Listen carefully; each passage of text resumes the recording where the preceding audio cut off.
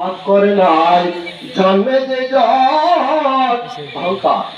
কিছু আলেম দেখিয়ে অহংকার করে, আশা ওয়াজে বসে অহংকার করে যে আমার জীবনে আমি কোনো মিথ্যা বলি না, আমার জীবনে আমি কোনো এটা করি না, আমার জীবনে সেটা করি না, আমি যদি জান্নাতে না দেখতে যাবে ওই জান্নাত কি তোর বাপের দেওয়া নাকি? জান্নাতের মালিক একজন, সে যদি আমি এটা বলতে পারি আমার মসজিদ যদি দয়া করে আমাকে নিয়ে যায় আমি যেতেও পারি, কিন্তু আমি জান্নাত চাই না, জাহান্নাম চাই না, আমি দয়া শুধু তোমাকে চাই। কথা কোন ঠিক কিনা? এটা হবে নমনীয়তা, এটা হবে ভালোবাসার আবদার। আর যদি বলি আমি যাব না কেন, আমি তো মিথ্যা করি নাই, আমি পাপ করি নাই, কখনো বলা যায়? যেখানে সে চাইছে সে করো না, আমার বিশ্বাস সেই জালাল কবি পেয়ে যাবে মালিককে, কারণ সে তার গানে লিখে দিয়েছে তার হৃদয়ের কথাগুলা যে আমি এমন জায়গায় দয়াল সারাতের উপায় না। এখানে আমি দেখছি মালিককে থাকাচ্ছি যে পাপিরা আছে তোমার কাছে ক্ষমা চাওয়া অধিকার। কত সুন্দর কথা, যেখানে মাওলার থেকে যাবে মাওলা বলবে তার চোখের জল তো আমি দিতে দিতে পাই না, সে তো অস্বীকার, সেটা স্বীকার করেছে যে সে পাপী, কিন্তু সে পাপের জন্য আমাকে রহমানের উপরে পরের কথাগুলো শুনলে বুঝে যাবেন সেখানে সে গাইছে।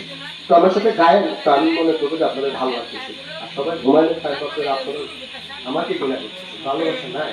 পাপীর আছে তোমার কাছে ক্ষমা চাওয়ার অধিকার। আরে পাপ করে নাই জন্মে যে জন, পাপ করে নাই জন্মে যে জন, পাপী নয় সে করুণা। পাপীর আছে তোমার কাছে ক্ষমা চাওয়ার অধিকার। আরে মাপ না করলে মাফ করবে কি তত্ত্বে তুমি বসিয়া? বসবে কিনা? হাসরের ময়দানে বলা হয়েছে কিতাবে যে তত্ত্বের উপরে মালিক কাহ বসবে, সেখানে বসে মানুষের বিচার করবে। এটা জালাল কবি বিশ্বাস করেছে, এই কারণে সেই কথা বলছে। আরে পাপ না করলে মাফ করবা কি তত্ত্বে তুমি বসিয়া? আবার মাফ না করলে রহমানও না যাবে তোমার মুছিয়া। আরে পাপ না করলে মাফ করবে কি তত্ত্বে তুমি বসিয়া? মাফ না করলে রহমানও না যাবে তোমার মুছিয়া। কিছু জায়গা যদি পাইতেও কিছু টাকা কূপ দিতে হবে, সে লেনদেন করে চেল করে মালিক খুশি করা সম্ভব না। মালিককে মালিক পাবে এই আশা কোনোদিনও করতে হারেন না, এটা করিয়ে নাও না। ভালোবাসার টানে প্রেম দেখায় আজকে যারা আসছেন বেয়ার তুফান পুরো দিকে চিন্তা করেন না, এখন মজা লাগতেছে না খারাপ লাগতেছে? তাহলে মজা পাইতে হলে কিছু সাজা পেতে হয়। আমরা আসতে কষ্ট হচ্ছে না, অনেকে বৃষ্টিতে কিছু হলে দিচ্ছে না, এখানে বসছিতে খিদা লাগছে না, এগুলো বলা হয় কষ্ট। মিষ্ট পেতে হলে কষ্ট করতে হয়, সেই কষ্ট করলে মিষ্ট মিলে, এটাই তো দুনিয়ার নিয়ম। কিন্তু আমরা চাই শুধু পোলাওয়া মুরগির রস পাক করা থাকতো আমরা খাইতাম, এটা কখনো সম্ভব না। কারণ এই কারণে লেখক বলেছেন ঘরে সেব মাতা পিতা পীর সেব যায়। ঘরে থেকে পীর সেবা করা হয় না। মাতা পিতা ঘরে থাকবেন, মাতা পিতাকে ঘরে সেবা করবেন, কিন্তু পীর মসজিদ সেবার জন্য ঘর থেকে বের হতে হবে, বহু দূর যেতে হবে, সাধনা করতে হবে, কষ্ট করতে হবে, তাহলে সেই পীর মসজিদ আপনার হৃদয়ে আপনার কাছে আসবে। কারণ মসজিদ পাওয়া এত সহজ কথা নয়। যেই কারণে আমি খানের পাশে গুলা করি, আপনাদের কষ্ট হইতেছে, খারাপ লাগতেছে, আবার কয়ে যায় একদম কিছু করলেন না, হাদিস শুনালেন না। এই খানগুলোর ভিতরে কোরআন হাদিস সব পাবেন যদি প্রেম থাকে হৃদয়ে। আর যদি আমার প্রতি ঘৃণা থাকে কিচ্ছু পাইবেন না। নাহলে আমি একটা কথা কোরআন হাদিসের বাইরে যাবে না, কিন্তু সেটা ভঙ্গি হবে সুরে, কথার ঘাড়ের ছন্দে, কিন্তু মিলে যাবে যদি জ্ঞান থাকে। এখানে মসজিদ কোথায় খুঁজি আমরা একটু, সেখানে গিয়ে গেছেন খুঁজে তো কয় খান গায় বেলায়াতে মুর্শিদ হইয়া আসিলেন দিনে নবী, আসিলেন দিনে নবী, মুর্শিদকে না পাইলে রাসূল পাবি। আমরা ঘোড়ায় চলে আসলাম। এখন আমরা কার কাছে যাব? কারণ মূল কথাটা আমি বলে আসছি কিন্তু নবী কি, নবীর প্রেম কোন জায়গায়? আমরা একটু বুঝে গেছি তো যে নবী সৃষ্টির সারা, নবী ছাড়া কোনো গতি নাই। এখন আমরা যাবো নবী কেমন করে পাই, কোথায় গেলে তোমাকে পাবো সে বলে দাও আমাকে, সেটা যদি খুঁজতে চাও তখন আমরা কার কাছে যাব? এখন আমি আলোচনা সংক্ষিপ্ত শেষ করবো। সব এটা শর্টকাটে আপনাদের অনেক পরিধিক আলোচনা করে বুঝিয়ে দিব, কারণ লম্বা সারা রাত শুনে লাভ নাই। মূল কথাগুলো যদি হৃদয়ে দুই একটা জায়গা পায় সেখানে হৃদয় সঠিক হয়ে যায়। কথা কোন ঠিক কিনা? এখানে আমরা এখন এতক্ষণ নবী মূল গাছটাকে চিনালাম, এখন গাছে আমি যাবো কাজ না করে। গাছের কাছে যেতে হলে কি লাগবে? কোরআন শরীফে তো ওয়াজ করতেছেন, সূরা আল ইমরান 209 নম্বর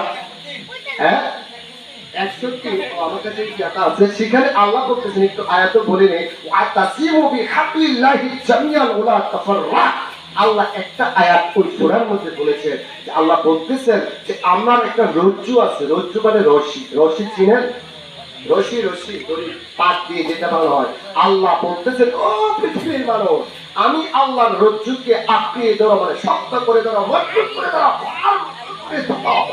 এখন এর থেকে তোমরা বিচ্ছিন্ন হয়ে না বা ছেড়ে চলে যেও না। যে বাসে আপনি বুঝেন দূরে থেকো না, কথাগুলো একটাই, বিচ্ছিন্ন না হওয়া মানে দূরে না থাকা। এটাকে আঁকড়িয়ে ধরো, চাপড়ে ধরো, চুর করে ধরো, শক্ত করে ধরো। যে ভাষায় আপনি বুঝেন আল্লাহ কোরআন শরীফে বলতেছেন এই কথাটা। এখন আমি আল্লাহর দরবারে প্রশ্ন রাখতে চাই, ও মালিক তোমার রশিটা কোথায়? পৃথিবীতে রশি তো আমরা দেখতে পাই না। এখন তোমার রশিটা কি? কোথায় রশি? কোথায় তুমি তারায় রাখছো? এটা কি বাইতুল মুকাদ্দাস ফিলিস্তিনের রশি রাখছো, না বাইতুল্লাহ শরীফের মধ্যে রশি রাখিছো, না ভারতবর্ষের গরিবে খাজার দরবারে রাখছো, না গৌসে পাকের বগদাদে রাখছো? তোমার রশিটা কোথায়? তুমি প্রশ্ন করে আমার মনে হয় কোন কায়নাতের মধ্যে কোন রশি আসমান থেকে মাটিতে লাগানো আছে এমন রশি চোখে পড়বে না। তাহলে এই রশিটাকে ওই পৃথিবীর বড় ভগল তোমরা যা বারবার যে কোরআন শরীফকে বিকৃতি করো, তোমাদেরকে বলতে চাই এই আয়াত থেকে তুমি কি চিন্তা করতে চাও, সেই রশিটা কি হতে পারে? আমি তো জগতে কখনো কোথাও রশি চালানো দেখি নাই। তবে আল্লাহ যে বললেন আমাকে, ও পৃথিবীর মানুষ, আমি আল্লাহর রজ্জুকে শক্ত করে আঁকড়িয়ে ধরো, সেটা কোথায় ধরবো? কোথায় হাত দিলে তোমার রশি হবে? কোথায় ধরলে সেটা রশি হবে? আমাকে একটু বুঝিয়ে দাও। সেটা বুঝার জন্য আমি তোমার দরবারে এসেছি। তখন আল্লাহ আপনাকে উত্তর দিবে। উত্তর কে দিবে? আল্লাহ উত্তর দিবে। সেটা আমি ঘরের বাসায় আপনাদের কাছে যাবো। কেন আমি আমি কথাটা আয়াতটা বলেছি এই কারণে যাতে আপনার মূল তথ্যে যাইতে পারে। এখন আমি ওইভাবে আসবো। এখানে ঘাম যাচ্ছে সেটা কি? বেলায়াতে মুর্শিদ হইয়া। তাহলে একটা জিনিস বুঝেন, কারো বদলে কেউ আসতে পারে, কারোর বদলে কেউ আসতে পারে, কারোর সাথে কেউ সোয়ার হতে পারে, কেউ আসলে কারো আশা হয়ে যায়। এই কথাগুলোকে আগে বুঝিনি। এই কথাগুলোকে ঠিক যাবে ঠিক, কিছু কিছু জায়গায় হয় না, আবার কিছু কিছু জায়গায় সেটা হয়ে যায়। যেমন ধারাবাহিকতা এবং ধারা ভিন্ন। আইনের সব ধারা একরকম না। 26-এর ধারা দিয়ে যদি 107-এর কাছে নেই সেটা কি হবে? তাহলে ধারা বুঝতে হবে। তাহলে বোঝা গেল একটা কথা আল্লাহর কথা থেকে যে একজনের মধ্যে আরেকজন আসতে পারে, বা একজনকে দেখলে আরেকজনকে দেখা হয়ে যায়। তাহলে আল্লাহ আপনার রাসূল, আমার রাসূলের একটা করলে আমি আল্লাহর একটা হয়ে যাই। মানে রাসূলকে ভালোবাসলে আল্লাহ বলতেছেন আমাকে ভালোবাসা হয়ে যায়। রাসূলের সাথে সম্পর্ক করলে আমি আল্লাহর সাথে সম্পর্ক হয়ে যায়। সেখানে আলাদা কোনো ইবাদত লাগে না। যেহেতু কোরআন শরীফে এরকম দলিল অনেকগুলো পাওয়া যায় যে আমার নবীর সাথে শুধু হ্যান্ডশিপ করছো, হ্যান্ডশিপ আগে আল্লাহ করছো, কথা এরকমই তো। নবীর সাথে মোলাকাতি করছো, মনে করো আমি আল্লাহর সাথে করছো। এটা আমি আরো আছে কথা, আমি সেখানে যাবো, কিন্তু আমরা এখান থেকে আগে শুরু করি। আগে মুর্শিদ কেন দরকার? সে কে?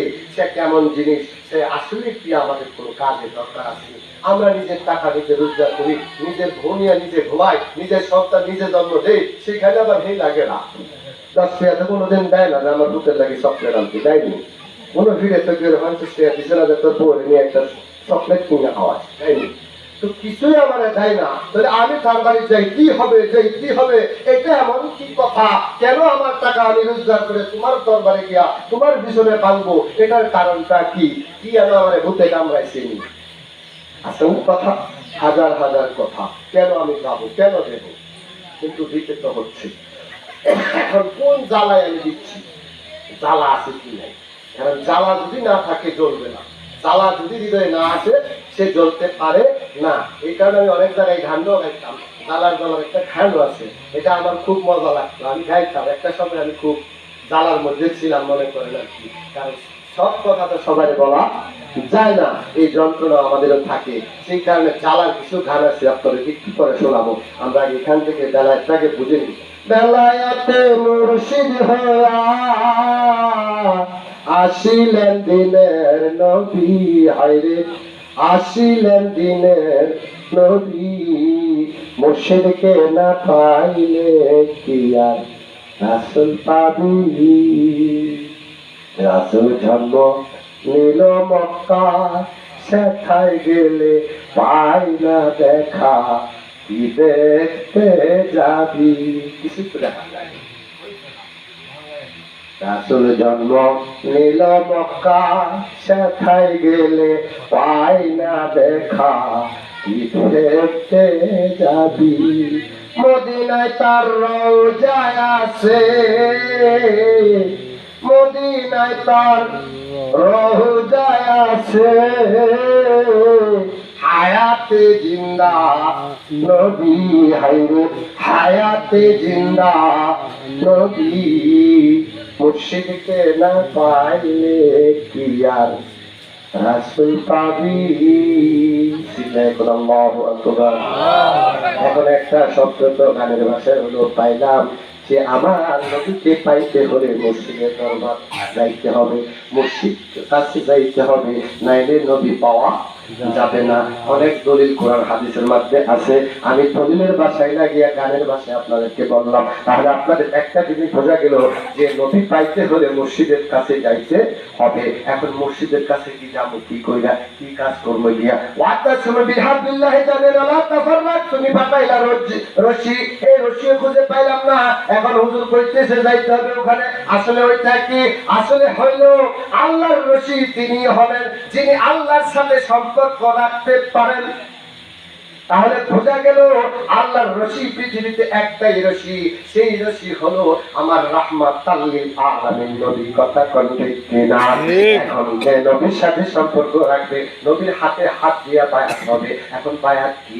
বায়াত শব্দের অর্থ কি? বায়াত মানে বিক্রি হয়ে যাওয়া, বায় হলো বেচা কেনা, বায় শব্দ থেকে আনা হয়েছে বায়াত। বায়াত মানে শুধু বিক্রি হওয়া, মানে শুধু দেওয়া। তুমি খালি দিবা, কিছু পাবা না, কিছু চাইতে পারবা না, কিছু আবদার করতে পারবা না, সেখানে তোমার কোনো চাহিদার কাজ হবে না। তুমি হলো মরা মানুষ, সে হলো জীবিত। তুমি হলো নিঃস্ব, সে হলো বিশ্ব। তুমি হলো নিঃস্বার্থহীন একটা প্রেম তুমি দেখাইবা, তার স্বার্থের কোনো সীমানা থাকবে না, সে তোমাকে যা ইচ্ছা তা করতে পারবে।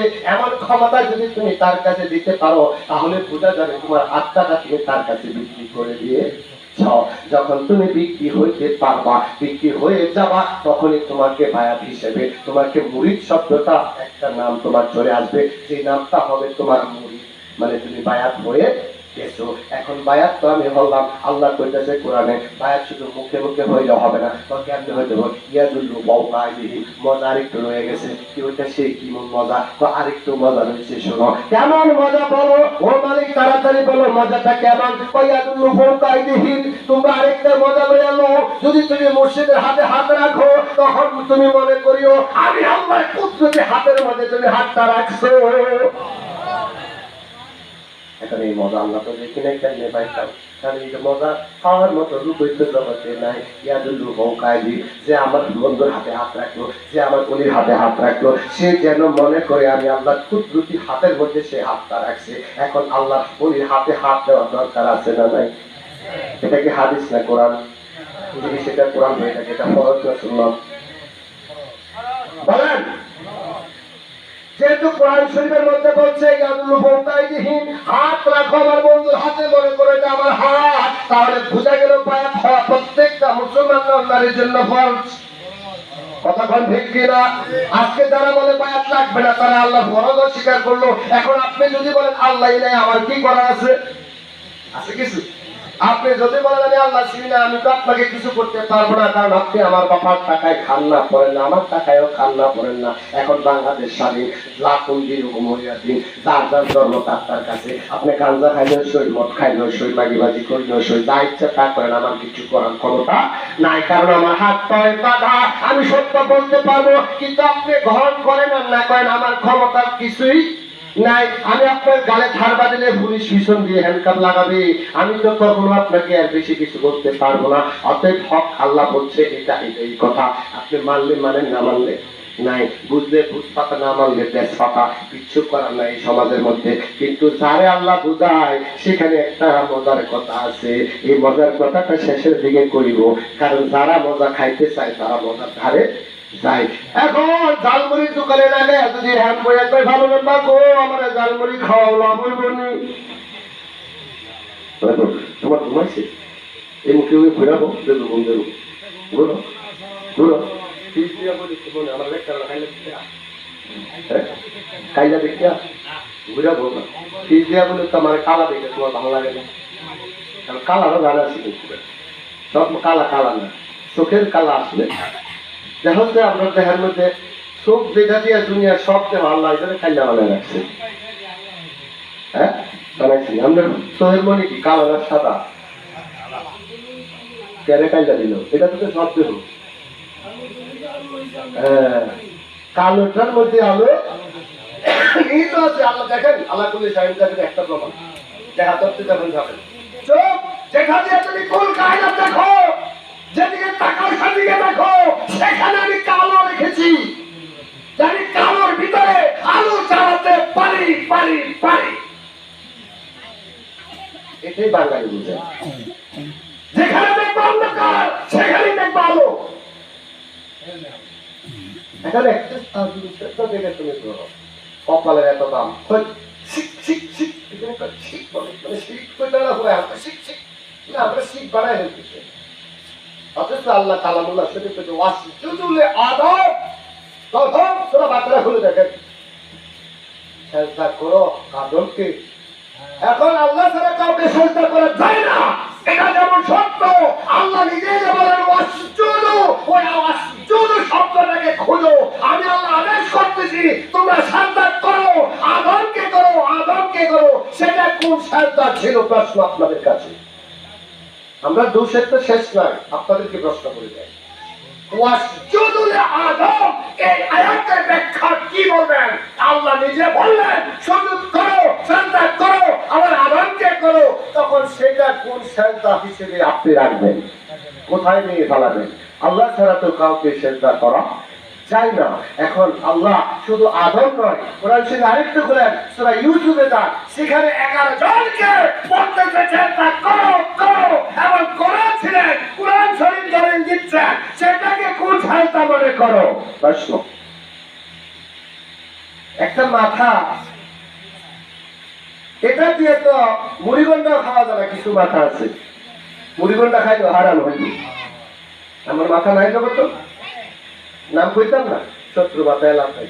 এমন কিছু মাথা আছে যেগুলোকে মুড়িগন্ডা খাইলে গুনাহ হবে, আর এটা মাটি ঠেকাইলে বলে শিরিক হয়ে যায়। শিরিকটাই ভুলাইতে পারলাম না। শিরিক মানে হলো দুজন আল্লাহ মনে করা।